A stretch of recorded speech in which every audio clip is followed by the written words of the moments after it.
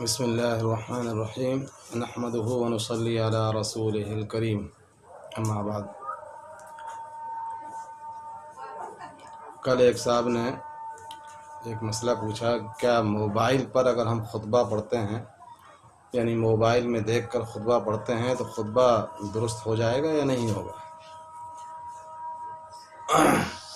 بالکل اس کا سیدھا جواب ہے کہ موبائل پر بھی کوئی شخص اگر خطبہ دیکھ کر پڑھتا ہے تو اس سے جمعہ کا خطبہ ادا ہو جائے گا۔ اصل میں ہم کو یہ بات جاننا چاہیے کہ جو خطبے کے لیے جو ضروری چیزیں ہیں، اس کے جو شرائط ہیں وہ 5 شرائط ہیں۔ اگر وہ 5 شرائط پورے ہو جاتے ہیں تو ہمارا خطبہ گویا کہ ہو جاتا ہے نا۔ ان چیزوں کا ہم کو خیال کرنا ہے۔ نمبر 1 یہ ہے کہ خطبہ وقت کے اندر ہونا چاہیے۔ ایسا نہ ہو کہ جب وقت گزر جائے جمعہ کا یا ظہر کا وقت گزر جائے اس کے بعد خطبہ دیا جائے یا اس کے پہلے خطبہ پڑھ دیا جائے، ہے نا۔ سب سے پہلے گویا کہ وقت کا ہونا، اس کا ہمیں گویا کہ اس کا خیال کرنا ہے۔ دوسرا یہ ہے کہ جب ہم خطبہ دیں تو خطبے کی نیت کے ساتھ میں ہم کو خطبہ دینا ہے۔ یہ خطبہ اگر کوئی شخص بغیر نیت کے ایسے ہی جو ہے نا چند کلمات اگر وہ کہہ دیتا ہے تو وہ خطبہ گویا کہ وہ ادا نہیں ہوگا۔ حنفیہ کے نزدیک اور بلکہ حنابلہ کے نزدیک بھی خطبہ نہیں ہوگا۔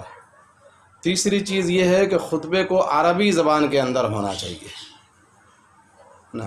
تیسری چیز خطبے کا کیا ہے کہ عربی زبان کے اندر ہو۔ اگر وہ اردو زبان میں اگر خطبہ دیا جاتا ہے تو یہ خطبہ درست نہیں ہوگا۔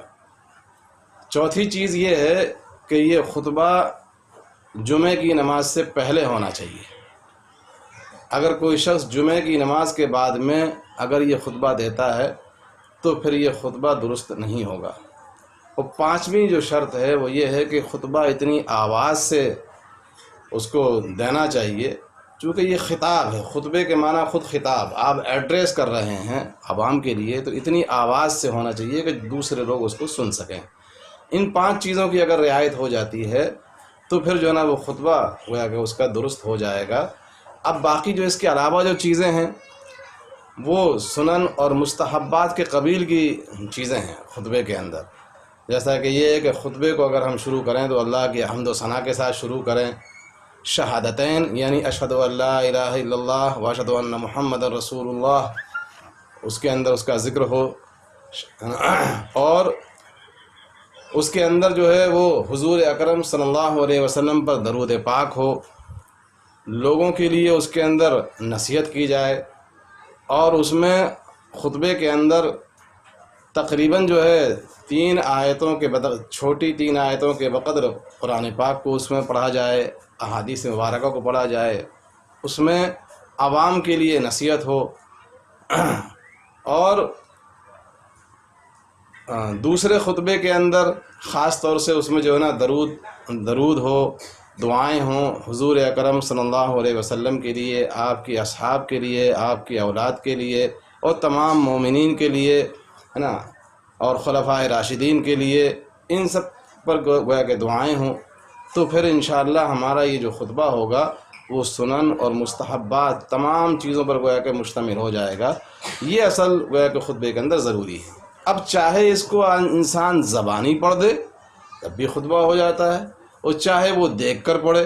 اب وہ چاہے دیکھ کر پڑھنا، چاہے کتاب کے اندر ہو، اور چاہے جو نا موبائل کے اندر ہو۔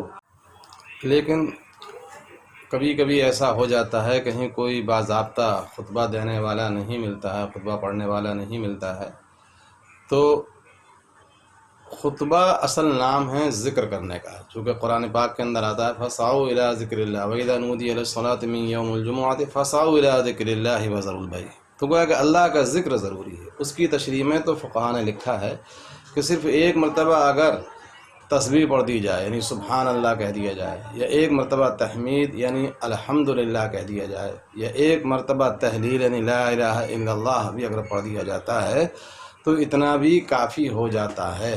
گو کہ عام حالات میں صرف اتنا پڑھنا اور اسی پر اکتفا کرنا یہ مکروہ تنزیہ ہی ہے۔ لیکن اگر بوقت ضرورت ایسی اگر نوبت آ جاتی ہے تو پھر ایسا بھی گویا کہ کیا جا سکتا ہے۔ اور آپ اس کے لیے دیکھیے عالمگیری میں 146 صفحے پر جلد نمبر 1، شامی میں 20 اور 21 صفحے پر جلد نمبر 3، مکتبہ زکریا، دونوں مکتبہ زکریا کی ہیں، اس میں جو ہے نا اس کی ان ساری تفاصیل کو دیکھا جا سکتا ہے۔ واللہ اعلم بالصواب۔